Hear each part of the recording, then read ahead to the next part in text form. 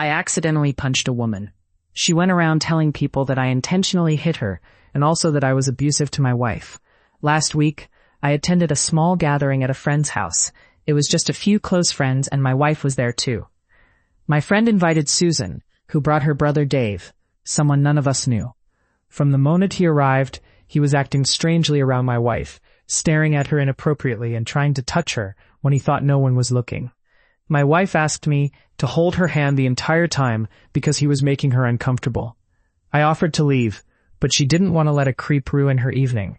In hindsight, we should have left earlier. During the party, I stepped away to take a work call. When I returned, I found Dave trying to talk to my wife and her friend Lisa.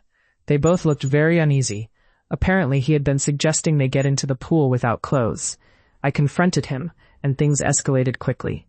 He said some hurtful things to my wife and Lisa, implying my wife had been leading him on. In the heat of the moment, I shoved him away from them. He retaliated, and before I knew it, we were in a fist fight.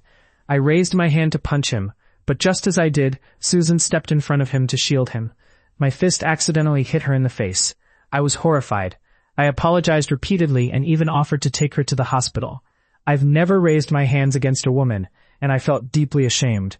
Susan didn't accept my apology, and Dave took her to the hospital. The next day, she posted on Instagram about how I hit her, sharing a photo of her injury. The story they told was that my wife and Lisa were flirting with Dave, and when I found out, I lashed out at Susan in anger. Now I'm receiving threatening messages on social media. Someone even contacted my workplace, calling me a woman abuser.